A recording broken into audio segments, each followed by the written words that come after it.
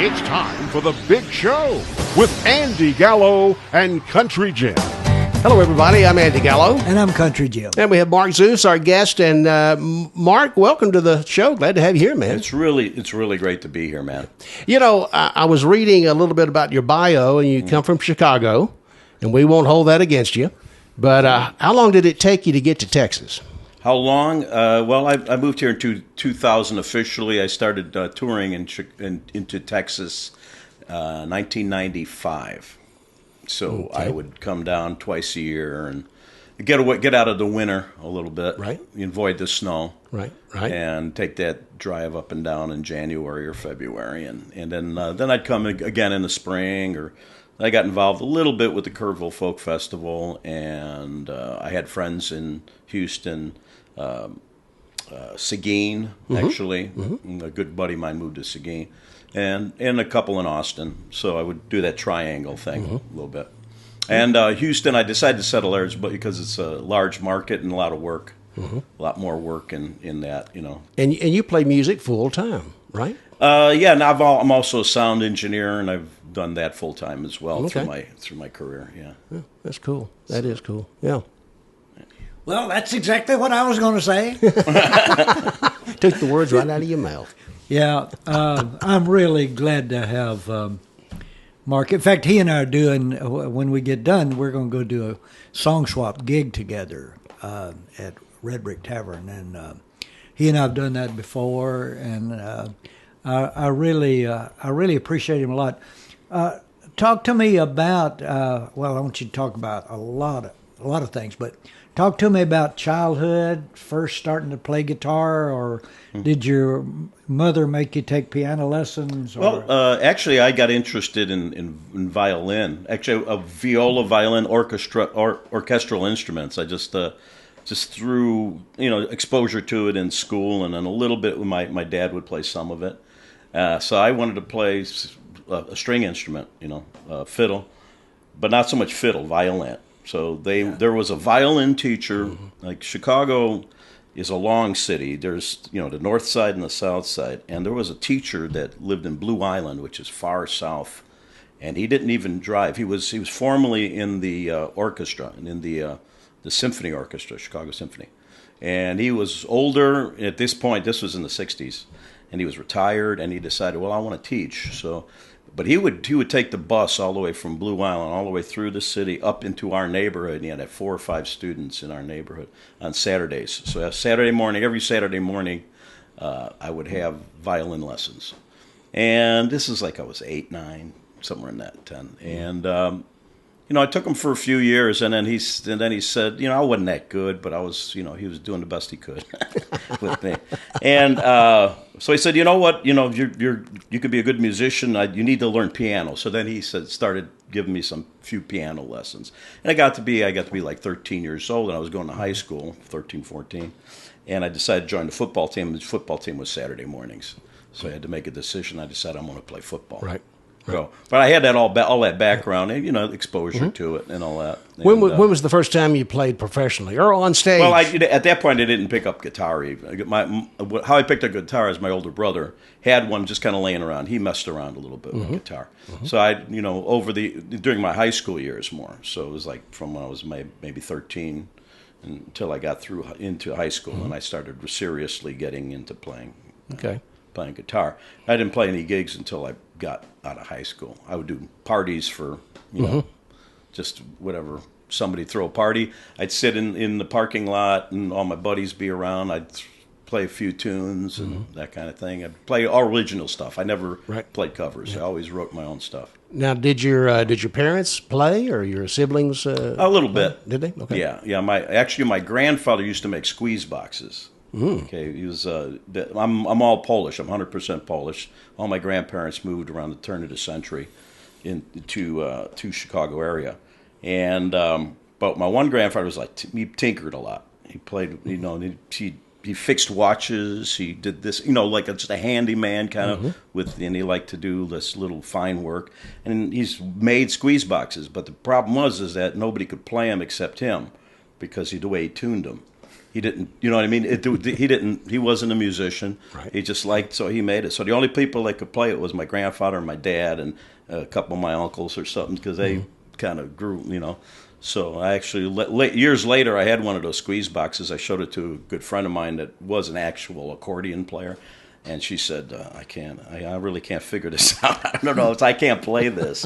I said, you want it? You can have it, because, you know, I don't, you know. It's like, So how do you tune one? I mean, what's the... Well, I mean, it's tuned like, normally you tune it like an accordion's tuned like a piano, kind of. You know, I mean, you have a scale and all the, you know. But he put different notes in there, right? So, Well, the order of them was weird. Yeah. You know what I mean? So he didn't, you know, it wasn't like a keyboard. Yeah. Accordions are basically keyboard instruments, and even like some of the smaller, the little like sailor squeeze boxes and stuff, they have their own little way of tuning them. They're not like a keyboard thing, but they have buttons, certain buttons, and the buttons that on his squeeze box didn't do what the buttons on that did. So there's a whole button system was different. So anyway, so we're going off on that tangent, but that's that's my background in music. Was kind of like weird stuff. That's you know, good stuff, though. okay, I really picked up on something you said that fascinates me, because when I first started playing when I was around 10, I can tell you about the first two songs that I learned to play and sing. But what I heard you say was that you didn't start playing covers. You started writing songs at the same time. Right. I mean, I just learned, because that's what I said. I came from a place where it was like I didn't have any musical background, except, you know, even when I was taking the violin lessons, he would kind of like just write according to kind of like a tablature more. But he would write the string name and the finger I use. So he'd write A2, D3, that kind of thing. So he'd be writing along. So as the music was going, so I was just kind of following along with that. And it was kind of like, so it took me a while to, and then when I finally did the piano, I started understanding chords and things. But I didn't really think about coordinating. I just was doing my thing. You know, I was just kind of like, oh, here's 3 chords. I know these 3 chords on the piano. And I would just write a simple song. They weren't any good, but I would write simple songs. Right. Same thing when I learned on guitar, and I stuck with guitar. Piano, I never did. So, but I mean, was it John Prine or somebody from Chicago? So you didn't listen to the radio and learn any? No, I didn't. At the beginning, I just didn't really think about learning other. I just had ideas for songs. This is what people do. They come up with songs. So I'm thinking, well, all right. I didn't know John Prine at the time. I was a young kid. I mean, he didn't. He grew up pretty close to me, and he was, but I didn't know anything about the Old Town School. I was in the Northwest Side. I was in like an isolated neighborhood of Chicago. Yeah. Grew up in Chicago city of neighborhoods. I mean, it's just you could spend your whole life on one block in some of these old neighborhoods. Well, yeah.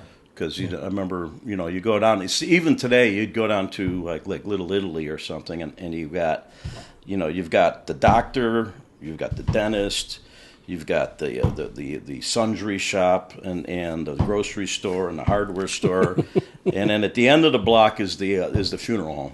Yeah.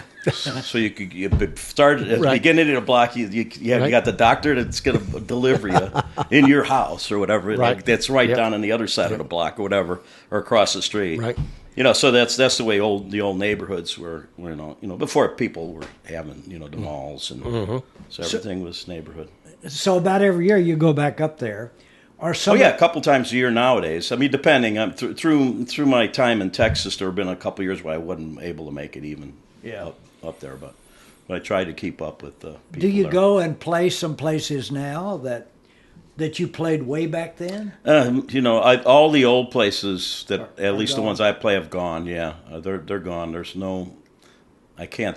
No, there's none of them. Even when I played the Abbey Pub, I played that for a long time, and that was something that was in existence for quite a while. And they had a fire about 3-4 years ago, so they closed down.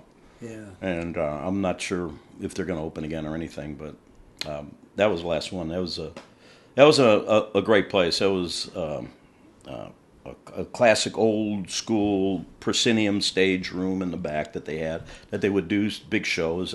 It was an Irish National Bar. They had IRA meetings in the basement.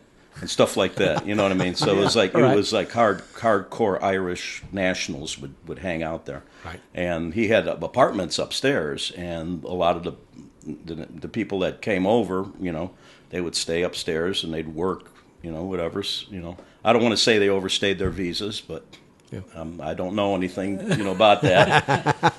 But I met a lot, and I interacted with a lot of. That's why a lot of my music has like Irish and British feel, you know, kind of like folk music feel to it. 'Cause I That kind of interacted leads a to the lot. question: what do you prefer to play? I mean, Well, country yeah. or? Oh yeah, I love singing old country songs. I mean, you know, you know, once I got going, once I started playing in bands, I ran into guys. We were doing at that time. Country rock was, you know, like New Riders, Purple Sage, and Marshall Tucker, and those. So we were Eagles, doing stuff like Eagles. that. We were doing all that kind of stuff when we started doing the covers. You know, it was kind of like, well, yeah, let's.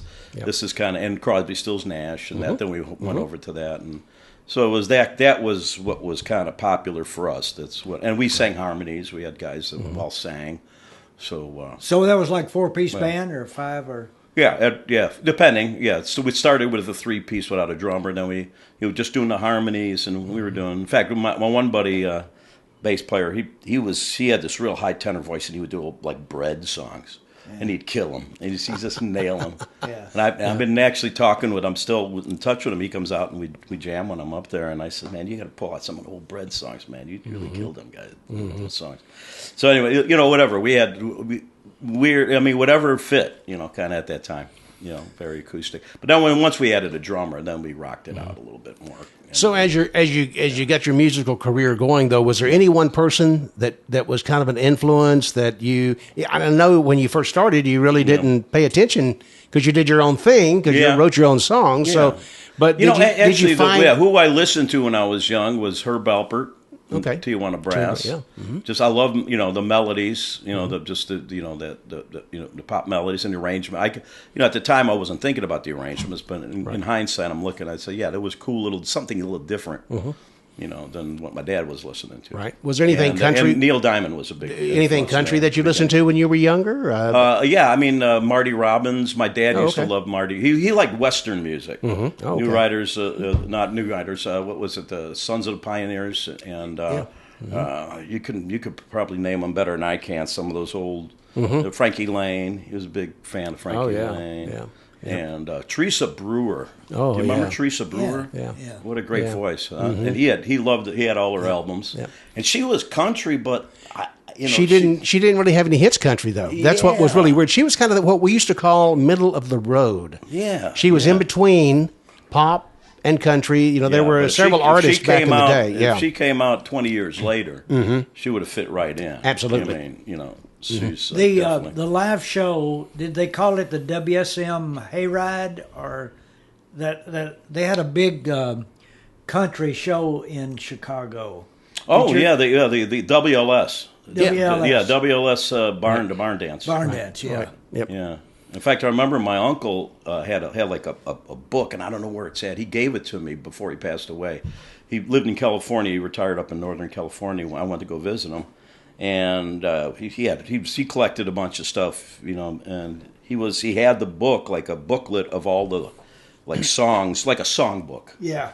From like the 1940s, 30s, 40s, whatever it was that when he got it, and he gave it to me, and it's like, man, I got to find that thing. So it's like. Songs I never recognize. I didn't recognize. I don't think any of them. You know, but they were big. You know, they were like that was like the first big. What would you call it? Nationwide country music radio show. It was before the Grand Ole Opry. Right. Yeah. Bill Monroe, the father of bluegrass, he moved to Chicago with two of his brothers. I think his brother Charlie, and he played that. He played that show, but you never heard your dad say anything about maybe going. Was it called the barn dance? Is that what it was called? Yeah, it was the WLS barn dance is what they referred to it, I think, and I think that's what they said on the book, the WLS barn dance. And the thing was AM radio station, same thing with WSM, right? They had reach being, like 1,000-mile reach. Yeah, they were 50, really. Yeah, they were 50,000 watt. Yeah, you'd get WLS So, probably in North Texas. Or you whatever. used to could still hear it down here. Down here too. Okay, Yeah, well, there you go. Quite a few years ago. Now I don't know. Things have it's changed. just too crowded. All the RF So, signals that are in the air there. And, but yeah, it used to be clean because AM radio was the only, and it was whatever you want to call it. It's not broadband. I forgot what they would call it, but it was like radio frequency that was able to travel. Yep. FM was shorter distances, but you were able to broadcast in stereo. Well, FM is line of sight. FM is line of sight, whereas AM is like can bounce all over the place. Right. And you got all the mountains between, or hills, whatever you want to call them, in between here and there, and then, so they'll bounce around. And sometimes you'll get, when it came to writing music, did you have one process that led you to write songs, or did you just, was it just something that free flowed, or? Well, when you're young, it's mostly angst. It's mostly kind of like, oh man, it's like I got to get some energy out. You got so much pent up energy, and you say, and you want to say, whatever, and whatever you might do, you might, you play football and you do that, or you write a song and be either an angry song or a sad song, whatever it is, and just put it out there. Yeah, just get your emotions out. So I think I've started writing from an emotional standpoint, which I think we bring our emotions into everything that we write as songwriters. But I think you start to get a little bit smarter as to about how to really convey your messages. There's structure and you develop it as a craft. So you understand that people, you might know what you're saying, especially as the kid. It's like, oh yeah, you might say this, whatever in that feeling and the way it's saying. But the way you say something is much more important, I think, than even what you say at times. It's how you say it. Yeah. Do you find writing catches people? Yeah. Do you find writing is easy, or is it something that you have to just? At times it's easy. Times it's like, like I have maybe 10 songs now that are kind of like started. So and then all of a sudden I'll start a song and I'll finish it and it's great, works good. Right. I think everything is. And then other songs, you get to a certain point on them and say, well, okay, now what do we need to do with this? It's not a song yet. It's not finished. You get to learn that, too, as you're writing songs, you're saying. Right. I have one song that I kept in the drawer for so long. It was like I wrote it in the mid-'70s, and I kept pulling it out and I said, oh, man, this just needs something. I don't know. It's just kind of short. I'm thinking, and I pull it out a couple of years later, and eventually, 20 years later, I pull out and say, you know what, this song is done, and I recorded, I put it on one of my CDs, and got some airplay. One of the guys from KPFT, Rourke, I remember, he played it. He says, that's my favorite song, and so it's like, cool. You never know. It's like, you have to feel that the song is ready to go before I think you take it out sometimes. Yeah. Well, that's cool. I love your comment about that sometimes you write things that kind of have an attitude, got an edge to it, and sometimes there's a sadness, a sorrow about it. Yeah. And I'm really looking forward to tonight and hearing you. But you're really a nice guitar player, too. And you play some mandolin, too, right? Mm-hmm. One of my favorite bluegrass bands back in the day, and they're still pretty successful, is Greg Cahill and Special Consensus. Oh, yeah. And I know Greg's kind of somebody that you know. Kind of tell me how that came up, because you never really were in a bluegrass band, right? What was your connection with? We had some bluegrass influenced music, some of our stuff. We had our guitar player also played fiddle, so we brought the fiddle in, and we would go in that direction a little bit. We had some influence. Old and In the Way was out during that time that we were that album really kind of influenced us, and that brought a lot of people into bluegrass. Yeah, because those were rocker guys. Yeah. So there was obviously and then he had Vassar. Vassar was he was kind of in bluegrass, but he had a little bit of jazz to him, and all the people that were involved. Mm-hmm. So that stuff, we did a couple of those tunes from that album, and that kind of and kind of incorporated some of that. But yeah, I never was in hardcore like straight bluegrass. How'd you meet Greg? But Greg used to play the Clearwater Saloon, which was I call it the iconic Chicago honky tonk venue, it wasn't a dance hall honky tonk. It was like one of these. What the thing about Chicago is there are a lot of people moved from Kentucky, Tennessee, when a lot of the coal mines closed in like the more in the 40s, 50s in that area. Right. And they'd come up and looking for work, and there was plenty of work in the big cities, Cleveland, Detroit, Chicago. So a lot of those people moved in. So there was always on every other corner there was like in some neighborhoods there were like these small little honky tonks. It was just like it used to be maybe an old man's bar, an old neighborhood bar. Some hillbilly took it over and made it in and built a little stage in the corner, just up next to the bar or behind the bar. The behind the bar thing was a big thing too for a while. Yeah. This way when they throw stuff, they got to get past the bartender. Downtown Nashville is that way too, Broadway. Yeah, there you go. So it's the same kind of thing. New Orleans. But this was the thing about more splayed out. It was kind of like every neighborhood had their little honky tonk kind of thing. Sort of a bunch of those places. And I wound up playing a lot of those little places over the years, and then they dwindled like every other. Even in Houston, you can't find that in Houston or anywhere anymore in the big cities. Yeah. It's hard to make a living in the bar business to begin with, and then trying to pay 5 nights a week. We'd play 5 nights a week, for that at least, Yeah. And anyway, so that's kind of the kind of places I would play, and I met a lot of people from that. There was a band called the Walter Williams Band, and a couple of the guys from there were originally from Kentucky. One guy from Tennessee, another guy from Kentucky, and so they brought a lot of that music up. And in fact, a couple of those guys in that band were down here playing with Shake Russell back in the 70s. And they so I heard about that back in the 70s when those guys were playing that music. Say, that's a great tune. Who wrote that? This guy down in Texas I played with for about 3 years. Yeah. So, yeah. It gets the music So around. there were... I put on a festival a couple of times a year over in Tomball. And I hired you. One was bluegrass and one was classic country. And I hired you to do the sound. And you're a great sound man. And it wasn't just something you just sort of dabbled with. I mean, didn't you go on the road with a band doing their sound? No, actually not. I did a little road work with them, but I wound up, I did a lot of club work, just kind of subbing for people, doing, you'd be the second sound engineer if a guy needed somebody to come in. That's because I would do sound for our own band, through the years. Yeah. And then eventually, the work slowed down, and so I started picking up little sound jobs. And eventually I wound up being a house sound for this one venue. It was kind of it was an interesting venue because on Saturday nights they'd have big blues artists. They do Coco Taylor and they do Junior Wells and Otis Clay and, blues and R&B kind of acts. On Friday nights they would do salsa. It was salsa night.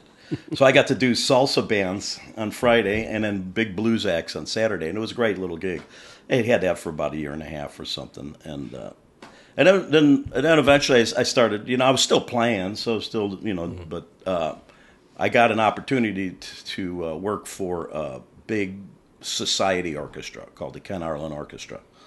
And they were looking for a sound engineer, and I got referred over and came out to one of their gigs, and they loved my work because they said they were having so many problems with the monitors, and I cleaned up the monitors, made everything sound, whatever. So they hired me.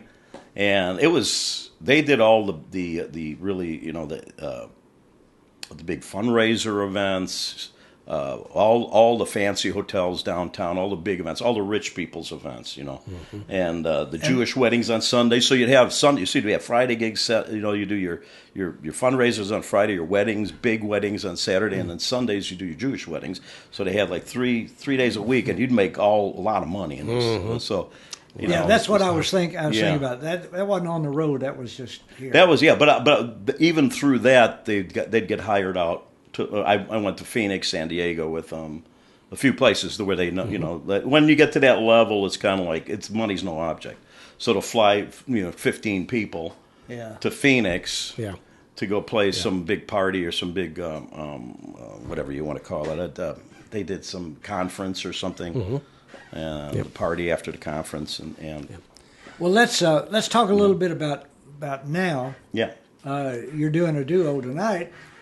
You do more solo acts and duos than full band? Yeah, and it all depends. I think for a lot of us, it really depends. A lot of us would love to do more band work, but there just isn't enough money in the business to pay people.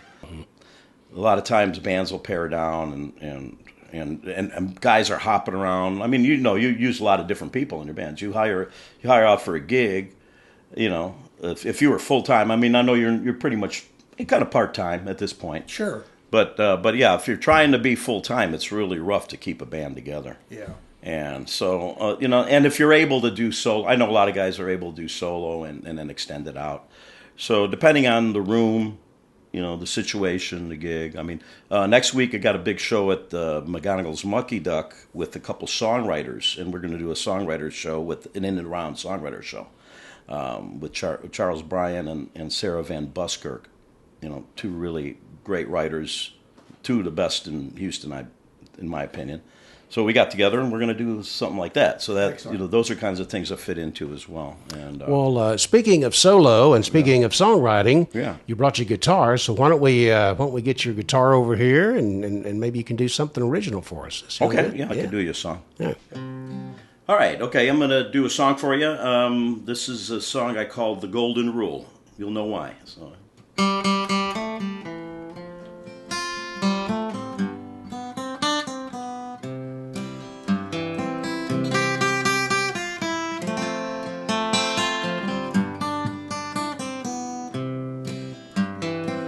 Well, it's okay to be a jock, and it's okay to be nerdy. It's okay to be a freak, a geek, or chic, and absolutely purty. Well, you can do what you like, just don't hurt nobody, and treat everyone the same way as you'd like to be. Well, you can be a redneck with boots that are dirty, or you can be a three-piece suited yuppie, a prude or a flirty. But when you do what you want, just don't hurt nobody,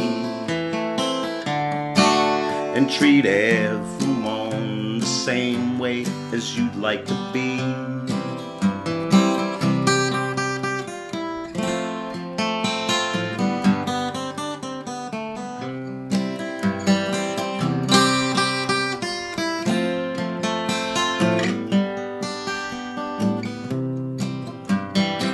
And all the boys in the band, come on and give them a hand. Well, there's a reason we play kinda all the same way. We just don't do what we want unless we know what we're doing. We treat every note the same as we'd all like it to be. Well, you don't have to be a jock, and you don't have to be nerdy. You don't have to be a freak, a geek, or chic, and absolutely purty. Well, you can be a redneck with boots that are dirty. Just treat everyone the same. Treat everyone the same. Treat everyone the same. The way that you'd like to be. That's good. I like that. That's a song that makes you smile the whole time. You're just grinning. I'm grinning. I mean, It's just a fun song. Yeah, if it's a positive message that everybody can relate to. I think so. I just kind of come up with it. I said, That's good. something, something I always want to write a song about that. But Is that something you wrote recently? It's easy to write a song like that, a little too heavy.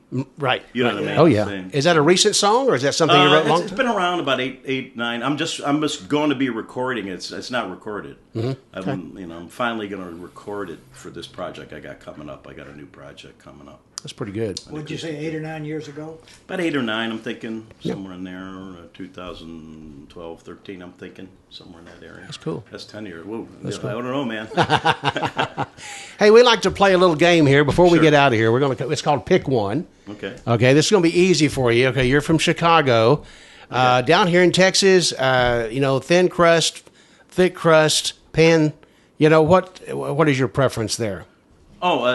Pizza. Pizza. I love it. It depends on the place, but I love the pan pizza. If you were in Chicago, though. If I was in Chicago, I'd gravitate towards going to a place that has like a good thick pizza. Lou Malnati's is a place I like to go to lately.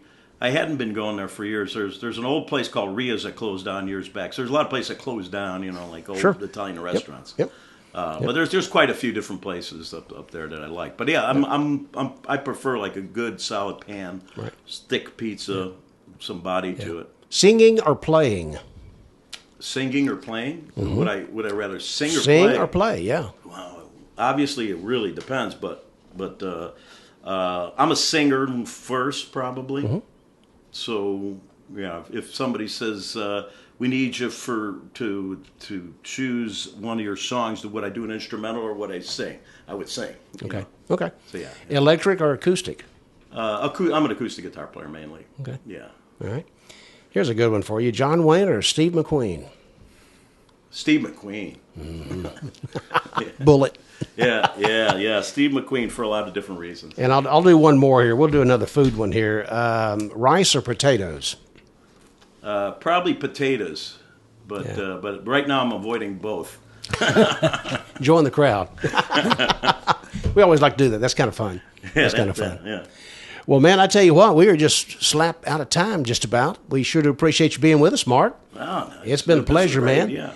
I tell you what, can we'll you play do it again sometime? Can you play us something out instrumental wise? Okay, do like something. Okay. Yeah, just something instrumental if you want to. Okay, and folks, we'll see y'all on the next one. Adios. Okay, there's one I'm working on.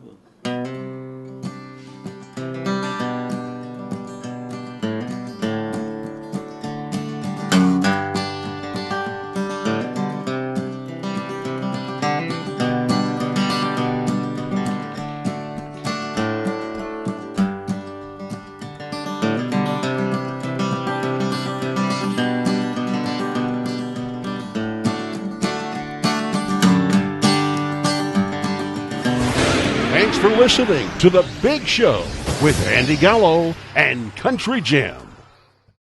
This has been a Unicap Media presentation.